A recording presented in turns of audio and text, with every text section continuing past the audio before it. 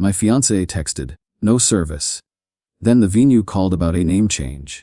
I checked our shared email, saw a contract draft with her ex's last name, highlighted. A florist invoice hit my bank, not hers. I opened a folder, called the venue, and hit record on the call. I, 33, male, do systems support for a utility company in Phoenix, Arizona. I rent a 2-bedroom on the west side. Her name is Marissa. We got engaged in the spring. We booked a small desert venue with string lights and a taco truck. My best friend is Grant. My sister is Olivia. Marissa left for a bachelorette cabin. "No service," she wrote. "Girls only."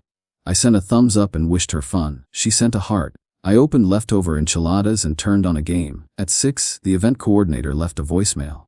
"Hi. This is Kelly from Sonoran Vista. We got a request to change the name on signage.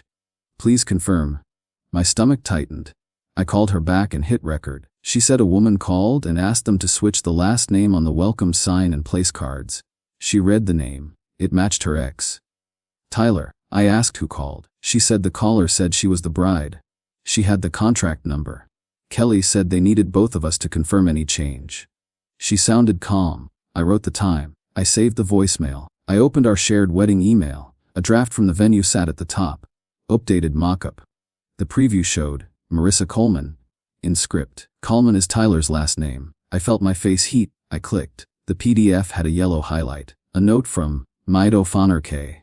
Thoughts. My chest went cold. A bank alert popped up on my phone. Our joint card paid a florist invoice. Big number. I did not remember approving that. I took a screenshot. I opened a folder on my laptop and named it Back Weekend. I dropped the venue audio, the mock-up, the bank screenshot inside. I texted Grant. He called at once. I told him what I had. He said, "You gather proof, no fight by text." He was right. I told him I would wait for 3 clean hits before I spoke to her. We said goodnight. My phone buzzed again. A Gmail forward from our planner. A vendor thread. Final headcount for private champagne suite. The suite belonged to a downtown hotel. The note said, "Bride plus guest." The guest line showed, "Tyler C." I breathed slow. I saved it. Update 1.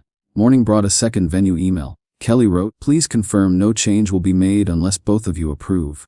I replied, "No changes.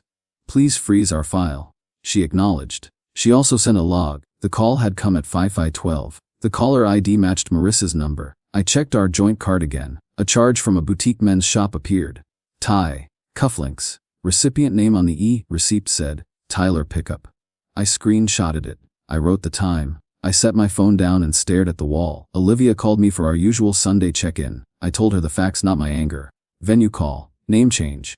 Florist invoice on my card. Champagne suite. Men's shop. She did not say, "I told you so." She said, "Write everything. Keep your voice low when you talk to her." I walked to the leasing office. I asked for a property manager notice. No key releases to third parties. The manager printed the form. I signed it. He added a note to the unit file. He said to call if anyone tried to pick up a key. He sees more than people think. At noon, Grant sent a screenshot from a group text he had been pulled into by mistake.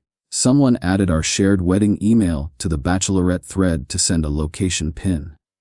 It syncs to our planner account, which syncs to him when he helped with seating charts. He saw his name and opened it. The screenshot showed a blurred hotel mirror selfie. Marissa's wrist tattoo on the frame.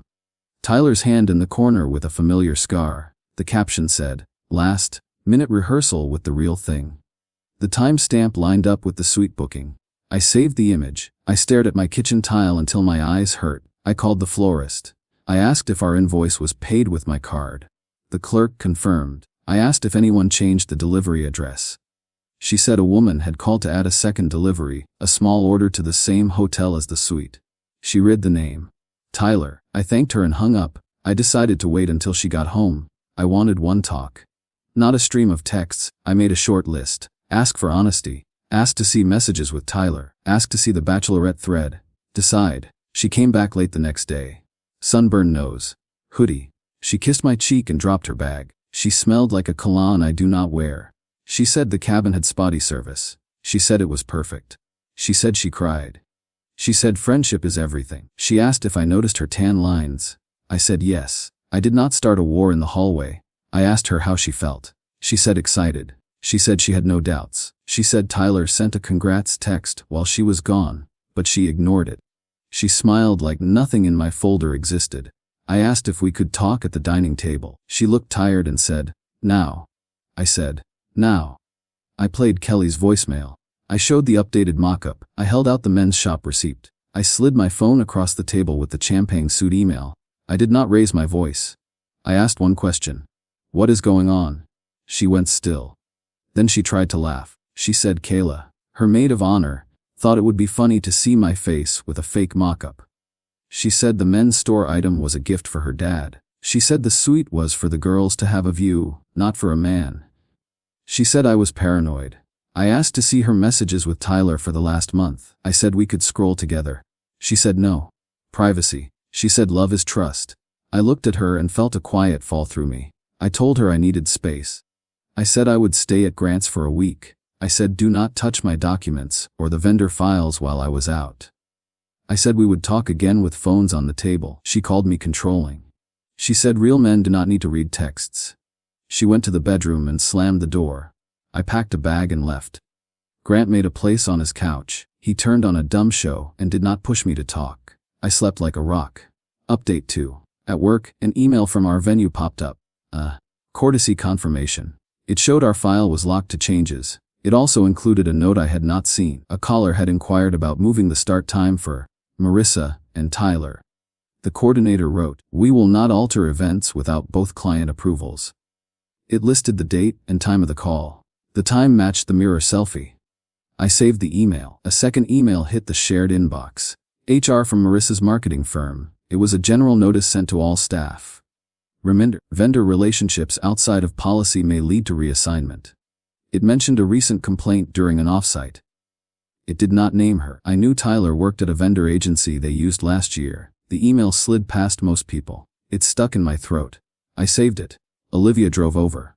We went for a walk at dusk. She told me to eat and to keep my moves small and plain. I called a small firm a friend used for a lease dispute. Ms. Paddle took my call.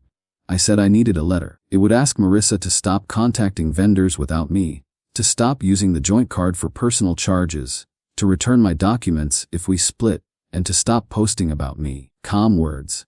No heat. Ms. Paddle said she would send a draft by morning. I called Kelly and thanked her for the freeze on our file. I asked one more question. Had anyone asked to add a microphone slot for a surprise speech? She checked. Yes. A man named Tyler had called and asked to make room for a special toast. She declined to add anything without both of us. She made a note. She wished me peace. I sat very still in the car after the call. That night a new message landed in the shared inbox. A group text from the Bachelorette. Someone added my name by mistake while they joked about vendors. The message read, "Delete this after reading." It included a video clip. A room with a city view. 2 glasses. Marissa's voice said, "We have 10 minutes. A man laughed. Not mine. Then a quick kiss sound and silence. The clip ended. The sender wrote, "I did not mean to send that. Delete." My hands did not shake. I saved the clip. I forwarded it to my folder. I stopped calling this a prank in my head. Marissa texted me, "Can we talk tonight?" I replied, "Tomorrow noon. Phone's on the table. If you refuse, I cancel the wedding." She sent, "You would punish me over a joke." I did not reply. She met me at a diner. Public, bright, cold coffee. She looked tired. She said Kayla made it all look bad. She said girls like bits. She said no one meant harm. She said the clip was a joke. I asked to see her phone. Messages with Tyler. She said she deleted them to protect our peace. That line told me our peace did not exist. I canceled the wedding. I called the venue. I used Ms. Padel's template. We lost a small fee and got most back.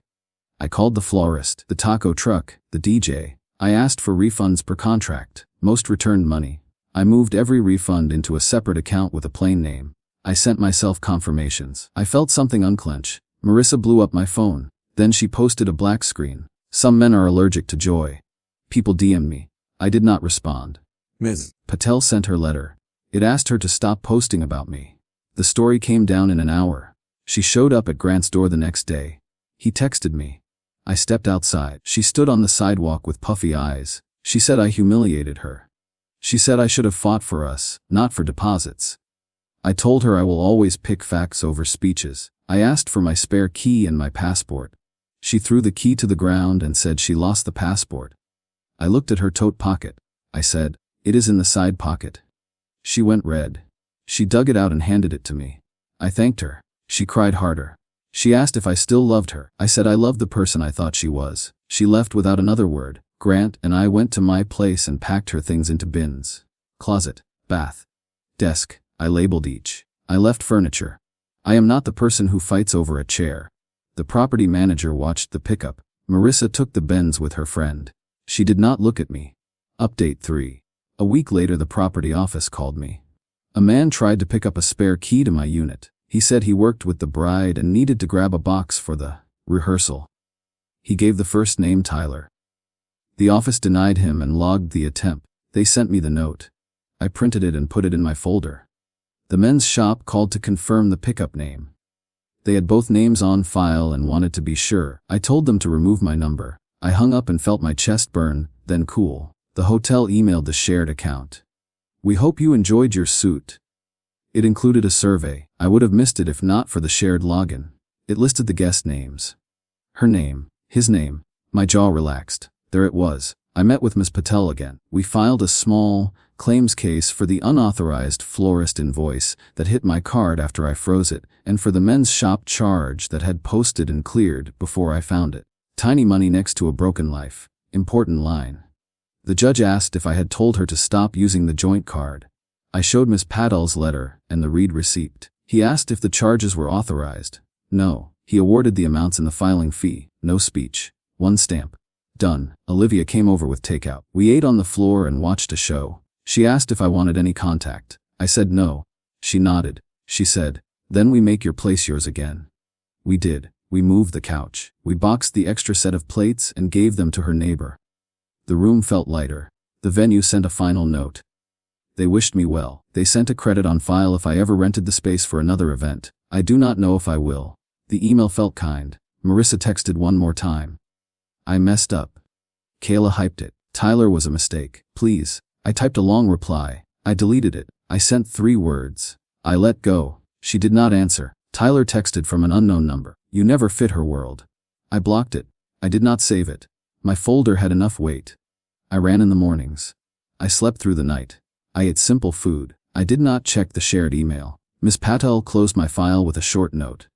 You kept your side clean. I paid her invoice and filed the receipt.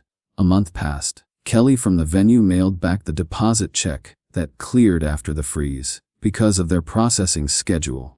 She included a handwritten line. You handled a hard thing with grace. I sat with that card and let myself breathe for a full minute. Final update.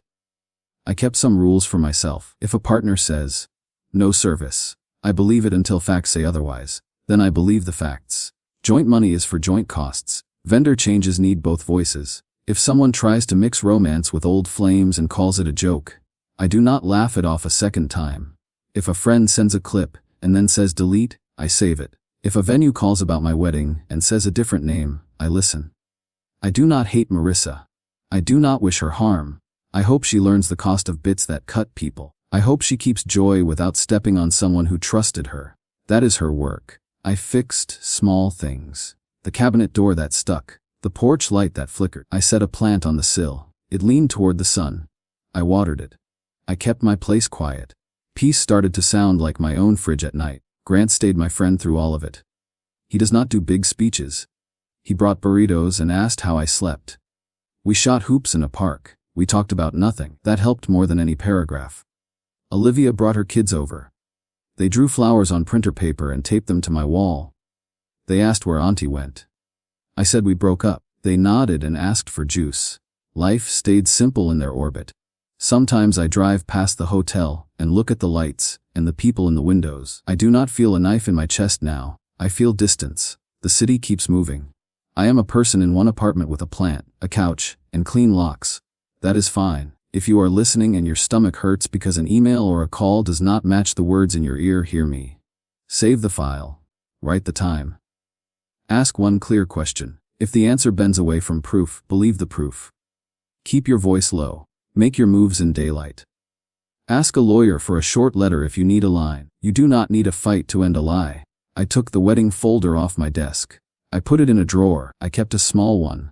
It holds the venue card, the court receipt, and the timeline. It reminds me I can be calm when the room spins. I still work help desk tickets. I fix passwords. I reset access. Small wins. Repeat. I run in the morning when the streets are empty. I call my sister on Sundays. I watch Grant burn one side of a burger and laugh anyway. I want a partner someday who sets her phone on the table without a speech. I will do the same. We will name our costs. We will share them. We will talk before we book anything. We will choose each other in small ways that add up. For now I lock my door at night. I sleep. I wake. I work. I water the plant. I make dinner for one and eat it while the sun drops behind the roofline across the alley.